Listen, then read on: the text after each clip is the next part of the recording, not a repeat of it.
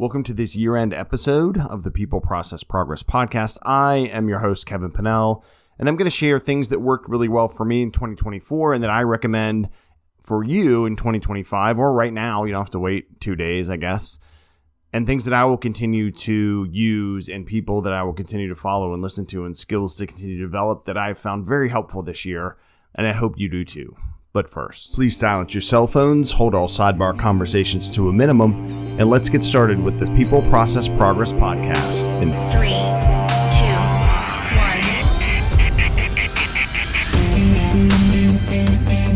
1. Thanks so much for sticking with me. I'm going to get started with the most impactful external people. And I say external because there are some givens to me. There is God that I believe in. There is my family, my kids, my wife, mom, sisters, brothers, all those folks, all my close friends. They are always going to be an influence to me. So I would advise you all to do the same thing. Reconnect with folks if you've lost touch. But that's a huge part. So these are folks that I don't actually know, but that I've either read their work or listened to them or followed them, etc., and continue to do so this year with great impact on myself that I believe they can have great positive impact on you. The first one is Jocko Willink. Talks about extreme ownership, right? That's step one. That's pillar one that I've talked about. We have to take ownership of where we are and where we want to be. And what I've learned, and I think what I've watched and heard him do, is work through the darkness. Trauma you've had in the past, things you've been exposed to, perspective we've gotten from readings he's done on his podcast or talks or his leadership examples are very helpful for us. But it starts with us, and that's something that Jocko certainly cemented to me, and I recommend his book, Extreme Ownership and the Discipline Equals Freedom Field Manual on Spotify, the audio version. I like it better than the book, but get both. The second person is Viktor Frankl. He wrote Man's Search for Meaning and was the founder of logotherapy. He was a Holocaust survivor. His family was killed during World War II, and I reread his book again earlier this year. And what he provides to me and continues to and did this year is to remember my why as I figure out the how. And I went through a really hard time with my dad being sick and then dying earlier this year. And Frankl provides a great perspective, and I highly recommend you read his work, Man's Search for Meaning. The third person, and again, this is not an exhaustive list, there's many other people, is Wim Hof. I got more into his breathing techniques again this year, way more regular cold exposure, and reading about his resilience as well. He went through a lot of things and how he took it upon himself to help be proactive in his healthcare. And through his breath work and his cold exposure, he's changed millions of lives, including mine, and it's made a big difference. So Jocko Willink, Viktor Frankl, Wim Hof, check them out. I will link to them on the post of this on peopleprocessprogress.com. Now I'm going to share supplements. What are things we can take? There's no hacks. It's a combo of good eating and things like that. But these are 3 supplements that have helped me get in better shape, stronger than I've ever been, less inflammation, that kind of stuff. The first is creatine. It's great for recovery and gains. Again, I'm not a doctor, so the caveat is check with your doctor before you start these things. But creatine is a game changer for not just your strength and your muscles, but your mind. The second one is magnesium glycinate. I take it in the evenings before I go to sleep, a couple hours before I go to bed. It's a great smooth muscle relaxant. We're usually deficient in magnesium. That's what a lot of the science says from folks that I listen to that are legit. And it really helps me sleep better and deeper. The third thing I take is joint warfare. That's a Jocko fuel product. And that helps my joints. It's got glucosamine, chondroitin, turmeric, some other things that help the inflammation down and keep my joint mobility. And those are 3 things. So creatine, magnesium, glycinate, and joint warfare.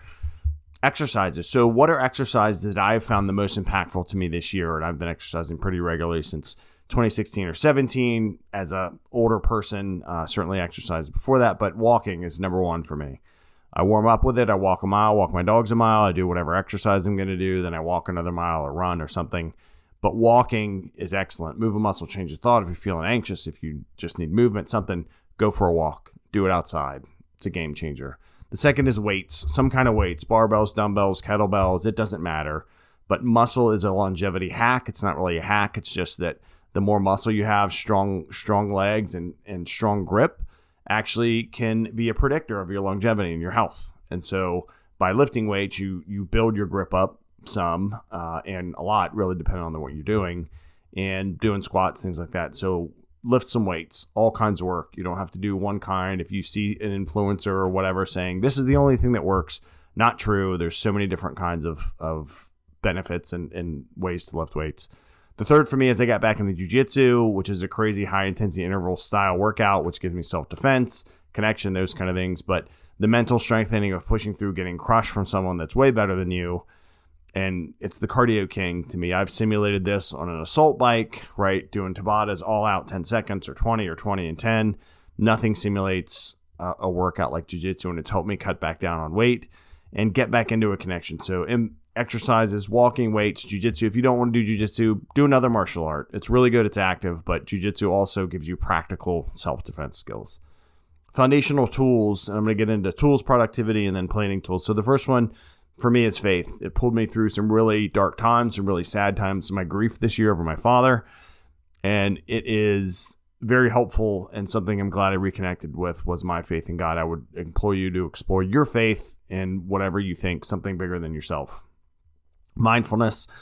I do this regularly, and it's 10 minutes a day. It's taking time to listen to your breath, to listen to your body, to be outside, to do something, and it's really helped me moderate my mind. And I'm not perfect. I get angry sometimes and sad and this and that, but it really helps you calm yourself down. The third is love, right? Love helped my relationship when it wasn't going well this year, and helped me have perspective on how I acted towards other people, right or wrong.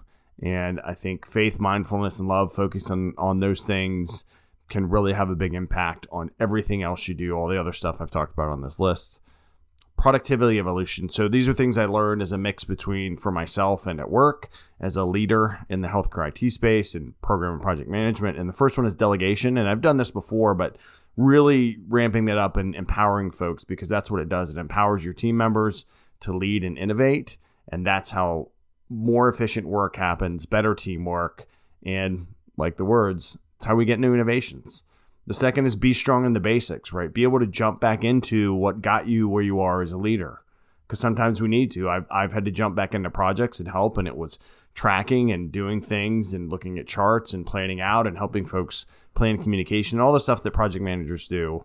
But it keeps up your skills as a leader, because you need to be as competent, if not more, than the folks that work for you when you come up in the same, realm as me, whether it's public safety or emergency management or program and project management.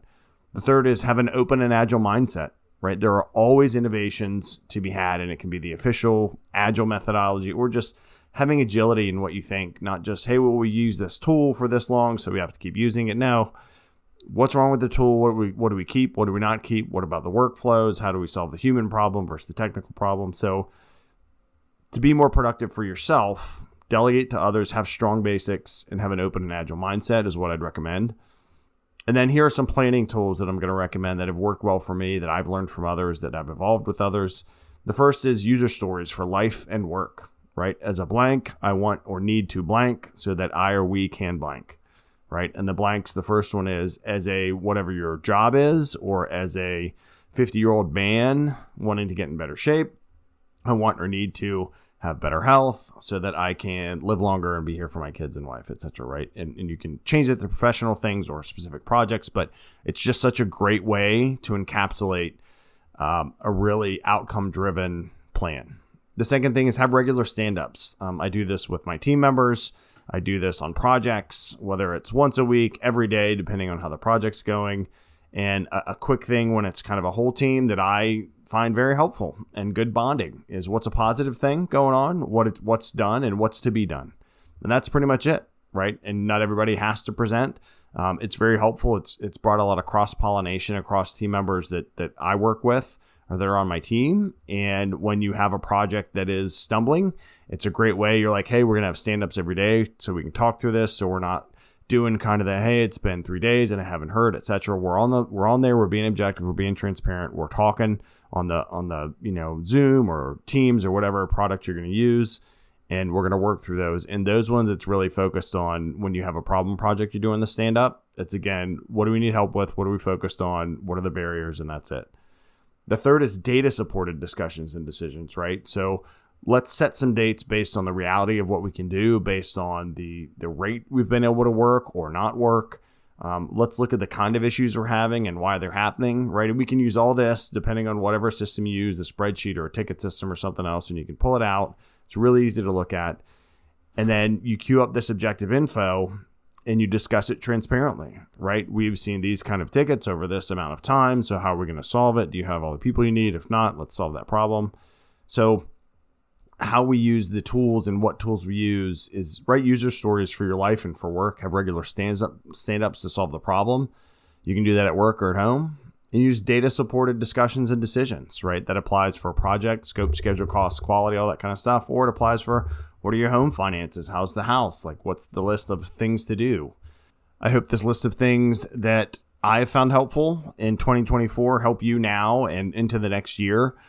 They've really helped me get to a better place mentally and physically, and that doesn't mean I'm where I want to be or need to be ultimately, but they've helped me either be steady, pull myself up out of a time when I wasn't steady, or elevate myself above where I thought I could be. And so thank you all for helping to elevate the People Process Progress podcast, for rejoining me if you were here before, or for coming on if you're new. Please go to peopleprocessprogress.com for more information, to contact me to ask questions. And I'll have links to all of these things, at least the stuff I use. You can use it, check it out on your own, do your own research. It's always good.